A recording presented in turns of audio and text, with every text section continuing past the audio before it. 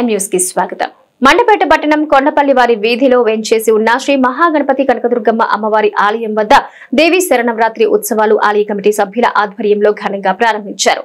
ఆలయ పూజారి బాదంపూడి ఫణికుమార్ భవానీ దీక్షలు చేపట్టే భక్తులకు మాలలు ధరింపచేశారు. అనంతరం భవానీ భక్తులచే అమ్మవారికి కుంకుమ పూజలు నిర్వహించారు.